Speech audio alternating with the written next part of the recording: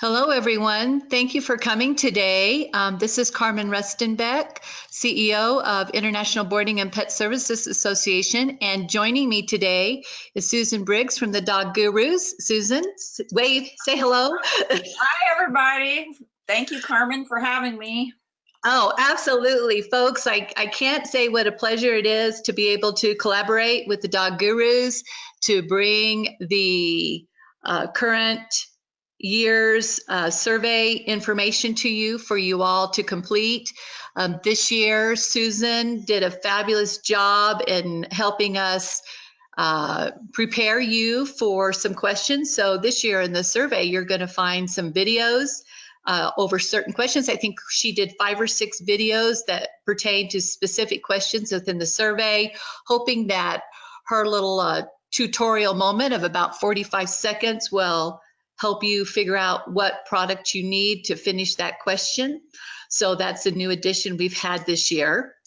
So today our goal is to help you get a perspective on what kind of questions you're going to be answering in the financial survey and what things you want to have in hand before you sit down to take the survey this year.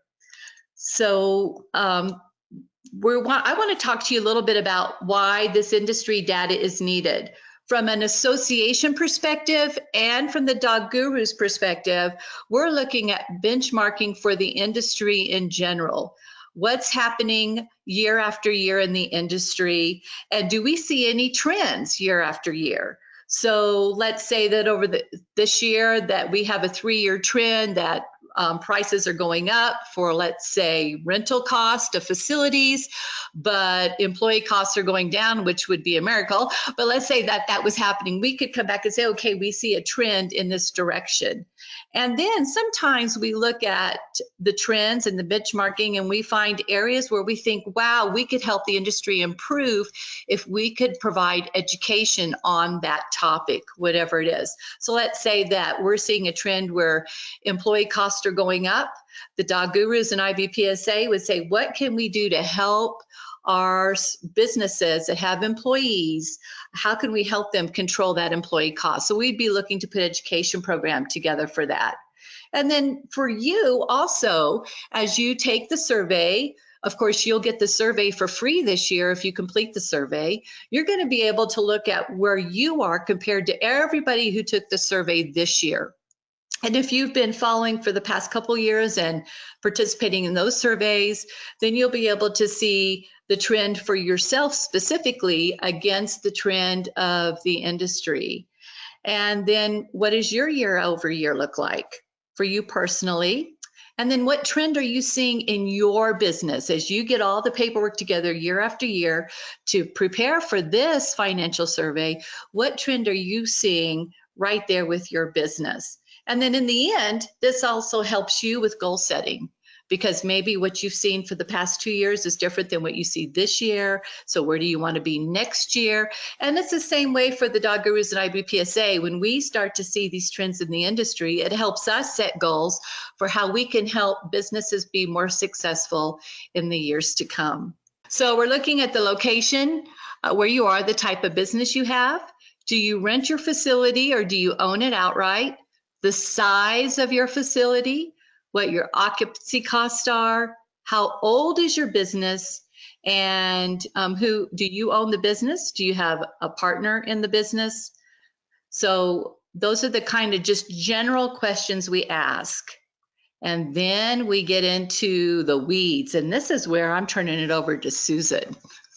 Right, we start you out with the easy stuff, you know, off the top of your head, and then we just go a little deeper. And really our goal here today is to help you be able to complete the survey, make it easier and quicker for you. So Natalie is monitoring. If you have questions, go ahead and enter them, because we want this to be interactive. This is a little different type of webinar. The purpose truly is to help more people respond to the survey so we get more data, and we think better data from the industry. So if you have questions on anything I'm talking about, put it in the chat, and I'll have Natalie interrupt me. So after we kind of go through and get the demographic information from the businesses. And one thing our goal is to increase the number of people that respond to the survey so that we can do some demographic breakdowns. We can look at things regionally, we can look at things based on size of facility to give you even more apples to apples comparison. But we do need more participants before we have good statistical data when we start subsetting it. So we do ask, what services do you offer? Because there are a lot of different service mixes in our industry. So we'll want to know, and there'll be a list that you can just check off the different services that you provide. And then we want to know what your capacity is. Again, that helps us really see how big our businesses are. And we have quite a wide range, which I think is great. It kind of shows how we can have some niche businesses in this industry. But what is your maximum capacity for dog and cat boarding, and then also for dog daycare? And I know, like, when I ran my dog daycare, like during the week, I would have a bigger capacity than weekends. So for the survey, just report kind of your most common capacity limit, even if on some days it might be a little bit less. And the same thing on dog boarding, kind of what is your average capacity, not maybe if you're setting up extra crates or areas just for holidays, but what is it kind of day in and day out? And then we like to see what are the average prices or revenue that's being charged for the industry overall. So we're going to ask you to break that down by cat boarding for one night, dog boarding for one night, or if you charge by the day, what would it be, for a full day? And then dog daycare for one day. And again, this is definitely an area where we do monitor trends. And, in daycare, we've really started doing some education around the fact that I don't think rates are going up as fast as our minimum wages are going up. And that kind of helps us point that out to the industry. And then we are going to ask you to kind of compare how your prices relate to the competitors in your area. And then we ask about what kind of discounts that you offer. And this is a soapbox issue of mine that I've been on for a long time, and I'm happy to report that I think every year in the survey, Carmen, we see the levels of discounts going down, which I think is good. Yes. Because that means people are hearing what we're saying, and hopefully that's turning into more money in your own paycheck. And Absolutely. So we'll ask you to, if you don't have some of the discount types we ask, just leave questions blank. And that's applicable to the whole survey. If it doesn't apply to you, just don't answer the question because we don't want to skew our results. All right, so now we're going to move into probably a little bit more of the financial details. And this information you should be able to get off of your income statement, out of your accounting system, or your profit and loss, or maybe some reports that you run from your point of sale system. And I know there's several people out there that has more than one location, but what we don't want you to combine them all into one and report it, because then that really skews our results. I think one year we had a 70,000 square foot facility, which kind of gave us a clue that maybe people were combining. So if you have more than one location, pick the location that best represents your brand. Or the other option would be to go back and complete the survey completely for every single location. So more data is great for us, but we know that would be more time consuming for you. So you can just do the one location that's the best representative of your combined brand. And then we're going to want to have you tell us what your total revenue is for that location, and then what percentage does that break down to for each of your services. So the example we have on our slide here is if your total revenue is $774,025 and grooming revenue is $95,800, then you would report the grooming revenue percentage as 12%. You would actually round down so that you would have an even percentage. And so if you do that, it helps us to see what are the biggest revenue streams in the pet businesses. And I think this is good for everybody to track. So you'll kind of know what's going on in the industry. If dog training becomes a bigger revenue stream, then to be competitive, you may need to think about adding training. So our cat, did you have something, Carmen? Yeah, I just wanted to tell everybody that while you were talking about what's on this next slide, that being able to define revenue by percentage of income is really helpful for those people who haven't taken the pricing for profit class. This is where we start in the pricing for profit class. Are you tracking your revenue streams individually, or is it all going into one pot? And so I find that this is really important when you're thinking about where your revenue is coming in at, and then you're looking at expenses against revenue. Are you priced right for that revenue stream? So I think that this survey helps us get our heads sort of in the right spot for looking at our business at the year end. How are we doing and where do we want to go? Sort of that goal setting that I started with at the beginning of the presentation. But that was all I had. Thanks, Susan. Okay. No, that's great. It really is important. If you haven't broken down your revenue by category, it's really important. You do need to know and understand how your business is making money. And then, yeah, the next step is assigning costs so you can really see what's profitable. But this slide shows you the breakdowns that we asked straight from the survey. So you can see there are a lot of them. You probably won't have all of them, so just leave those boxes blank. And then the key is we are going to want to make sure that it adds up to 100% at the end, which is why we just have you round to the nearest percentage. So the next area that we're going to talk about is self-compensation. And I think this is where I know as the dog gurus and Carmen, this is where we spend a lot of time and focus, is helping make sure that you guys as business owners are taking home a paycheck. Number one, that's the first goal. And sometimes when you're new, it can take a while. But then we want you to make sure that you're happy with your paycheck. So we're going to ask, and we don't see any of this data individually, we just see it accumulated in total. And so you're going to want to include in your pay, depending on the type of business or entity, it sometimes dictates how you pay yourself, but your owner pay would include your salary, your bonus, draws if you're a partnership or LLC, kind of add all that up together.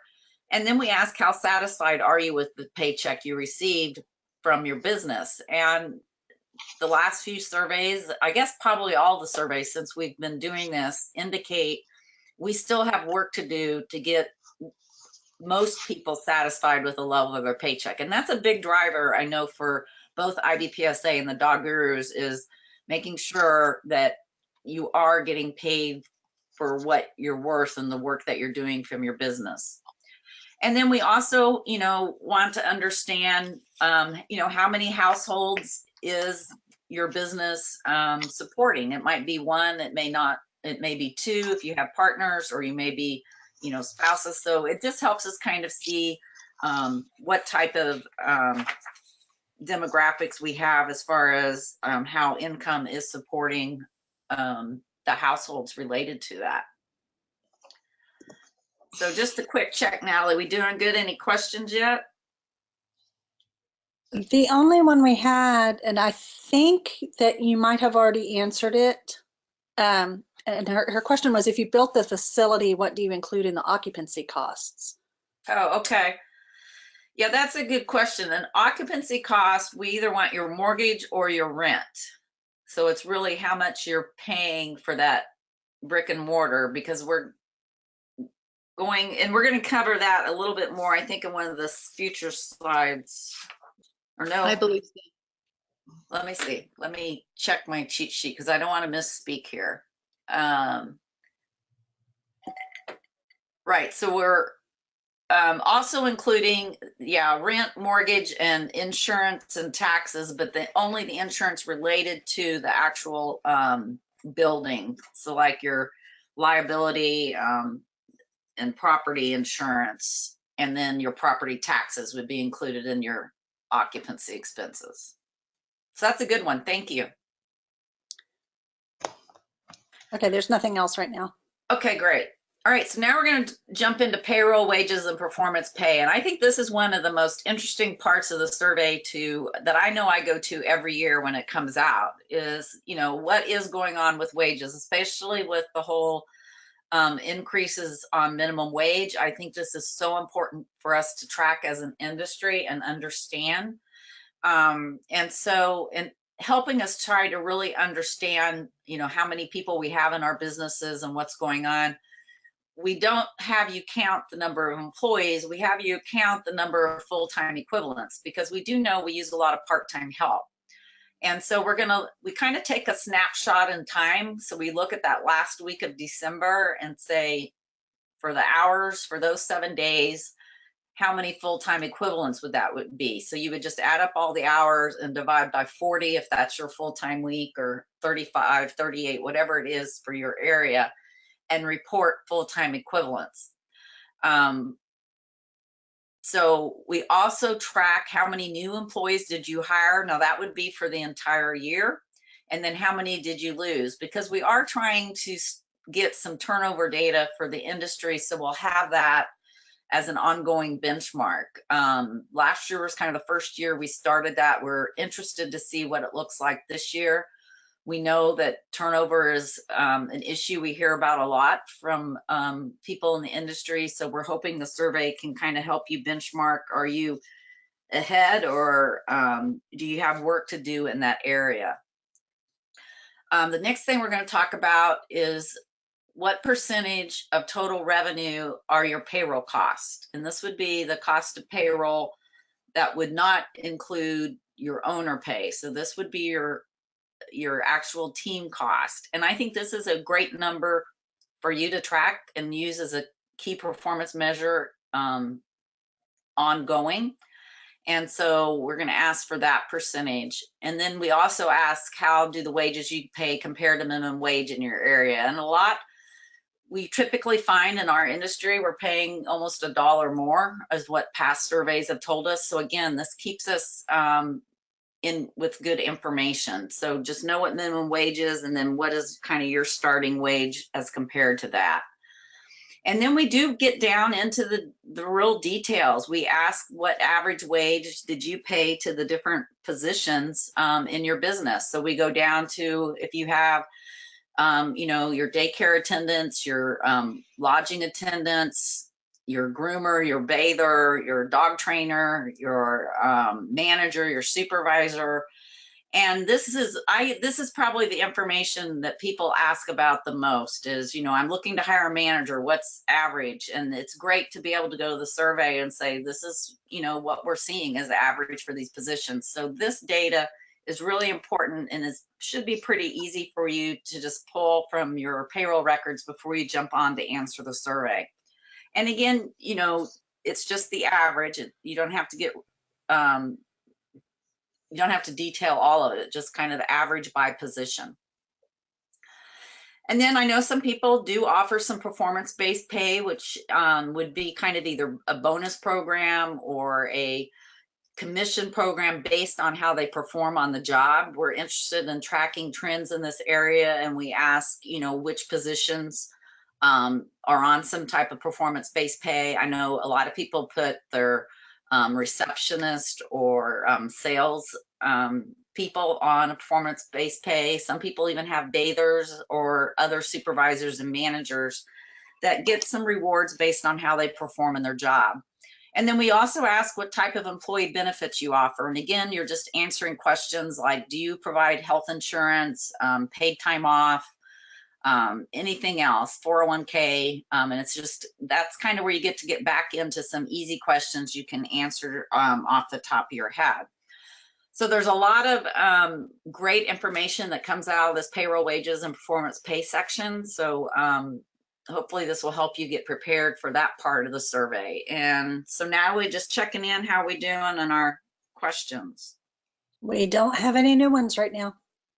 Susan, Susan, I have two questions. One from a facility owner that wasn't going to be able to attend today. And it has to do with payroll for their FTE when they do community boarding. So they have at least one person, if not more than one person, on site 24 hours. Right. So how would they do that FTE for that time frame? Right. So what they would need to do if they're looking at a week, look at all those hours in a week, that everybody worked, and then divide by 40 or whatever they consider a full-time week hour. Okay. So they'd be adding in all those overnight hours that all those people worked, and then including that in their hours total for the week, and then dividing by 40.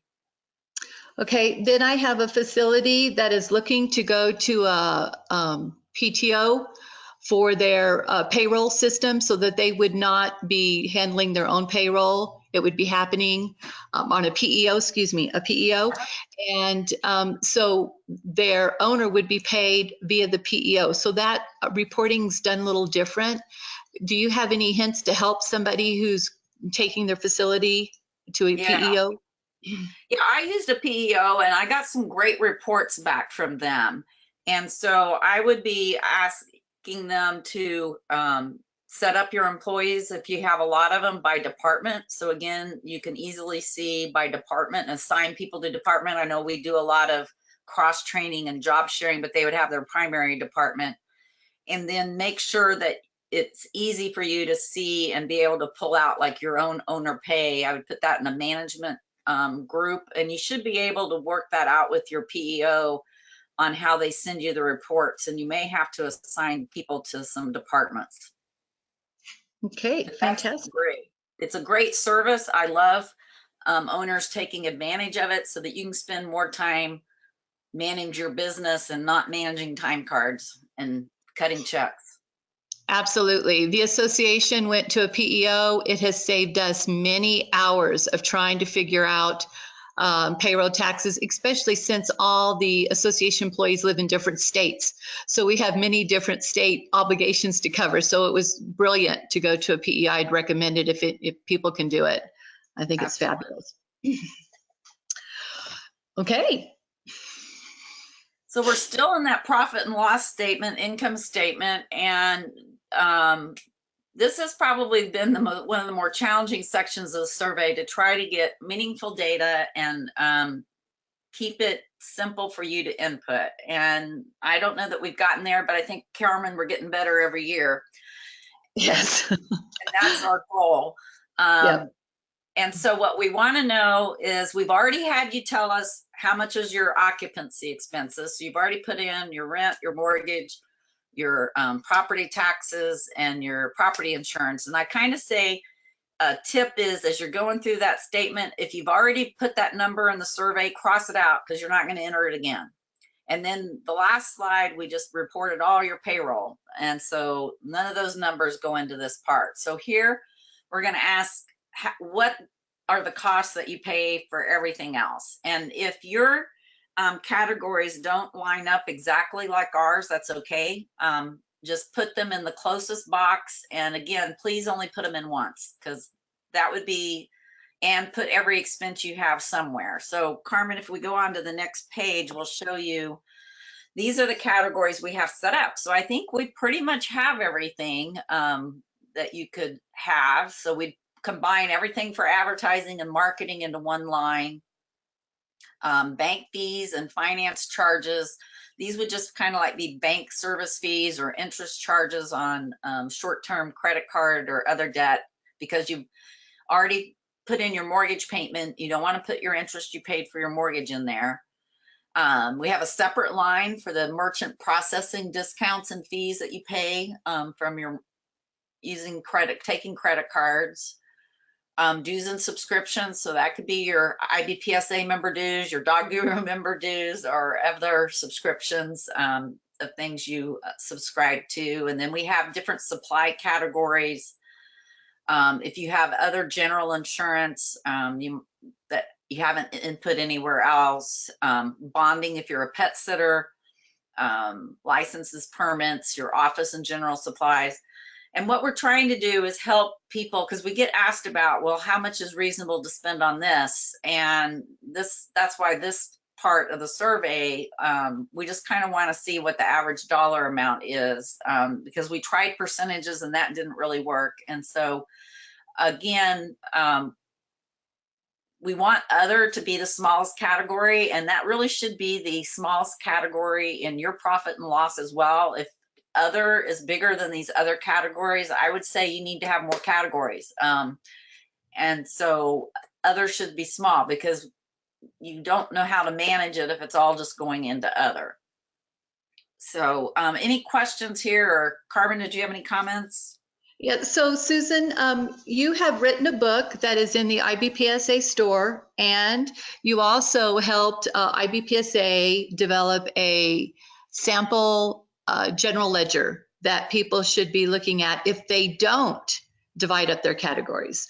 So can you talk a little bit about the book you wrote? And we do have it as a package deal in the store, but could you talk a little bit about the book and how you developed this general account summary so that people would see if they want to move to something where they can track it a little bit tighter than they normally do? Yeah, I'd be happy to. I'm actually, in my background, I have a master's in accounting. So that is my educational training. I do love it, but I love making it easy for the average business person to understand. And so I did write a book called Counting Noses, which is helps explain bookkeeping and accounting reports, but in the language of the pet industry. Since I can speak both, I feel very blessed to be able to talk in both languages. And so it's just a way for you to really understand your numbers, which is so important as a business owner. The only way you're going to increase the size of your paycheck is to really understand how you're making money, what revenue streams are bringing in the money, and then understanding where it's going out to. And these expense categories or are the way you track that. So that's what's in the sample chart of accounts that Carmen talked about. And I just give you a list of all the different categories that you could set up that will help you really manage your numbers and understand what the statement's telling you, and also, you know, respond to the survey more easily. And so it's a great tool. It's a reference. It's kind of one of those books you would keep on your desk. And when you had a question, I don't quite understand it, you could go and look it up. I wouldn't just sit down and plan to read it in one sitting, but I maybe would take a chapter a day and just work through it and really become more comfortable with the numbers and what they're telling you, because that's a first step to making more money in your own paycheck. That's terrific. Thank you, Susan. All right, now we're getting close to the end, the fun part. We, in the survey, do ask about what we feel are 3 of the most fundamental key performance indicators, or KPI, that as an industry we track and monitor. And so these are data that I think is fun to look at for an industry. And if you're not tracking this, I recommend get it started for 2018 so you can report it next year. And the first one is knowing your occupancy percentage by each service. And this is so important because it helps you know, like for lodging, the industry average is right about 50%. If you're running closer to 80%, 90% for the year, then you may need to expand, or I would say raise your rates, because this is how much capacity do you have. So the way you calculate that for, like, if you're doing traditional lodging, would be if you've got 50 enclosures where you could lodge dogs, and you have 25 dogs there that night, or 25 enclosures that are booked, then you've got 50% occupancy. And what you do is track that and see what it averages for the year. We all know in holidays and peak times, we can get really high, but how low do the lows go, or off peak? And so occupancy, we look at definitely for boarding. I tracked it for my own business for dog daycare. I think that's important. If you're running wait lists, then you know, you may be able to raise rates or expand. And I even looked at it for grooming.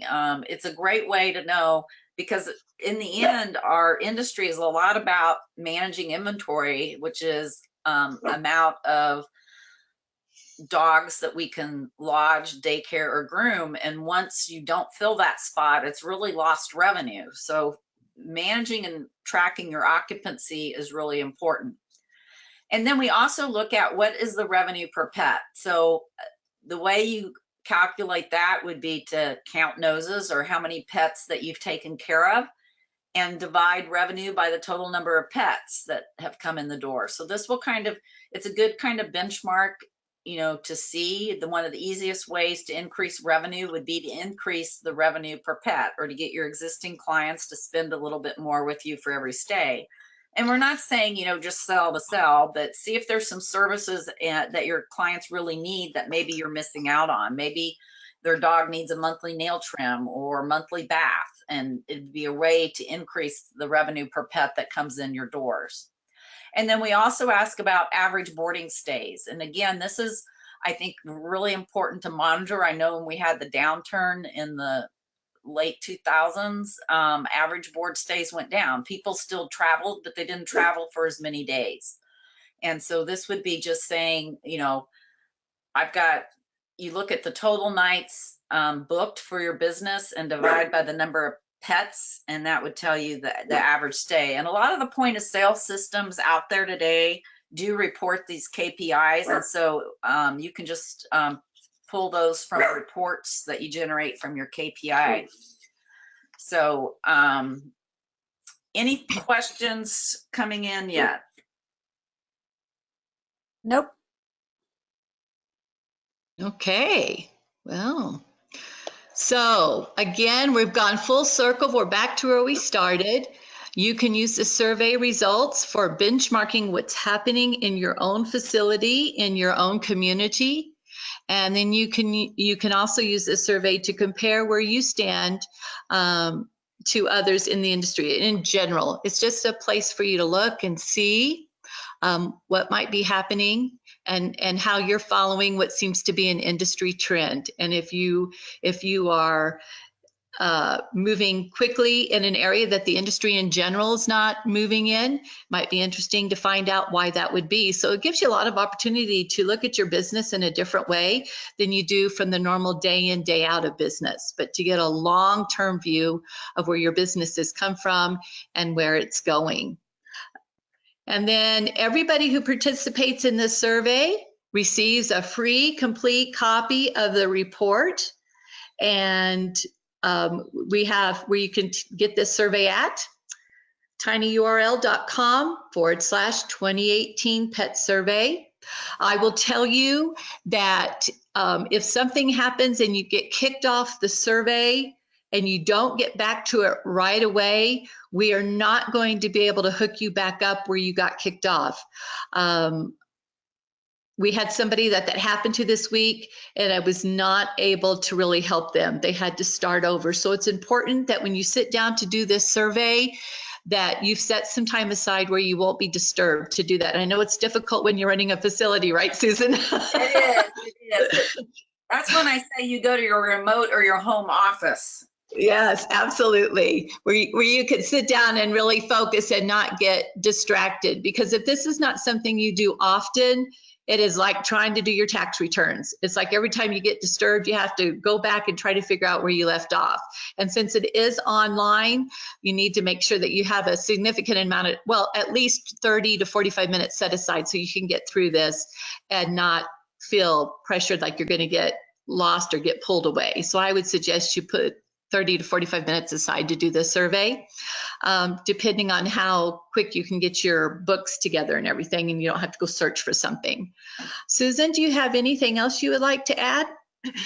No, we're just, thank you for coming and participating. I think it's definitely time well spent because you get a free copy back and can use it to benchmark and improve your own business, which should be money in your pocket today and long term. So we are very grateful for everyone that does participate. And I thank Carmen for hosting and getting this ready. And Natalie, it's been fun. Thank you guys. Thank you, Susan. It's been a pleasure, like I said, collaborating with you at the Dog Gurus again this year. And folks, again, please feel free to submit your questions to Carmen at IBPSA.com or Susan at thedoggurus.com. And we will try to get any questions that you have answered as quickly as we can. We're here to serve you and to make sure that you have a successful survey taking moment of time. So we just really feel that this financial survey is important to the industry, and we would like to see more people participate. So if you're having challenges getting through the survey, please reach out to us and we'll do our best to help you move past the questions that are challenging for you. Once again, Susan and I thank you all for participating today. And again, tinyurl.com/2018 pet survey. Go there and take the survey this year. And then we look forward to getting your free copy to you in July sometime.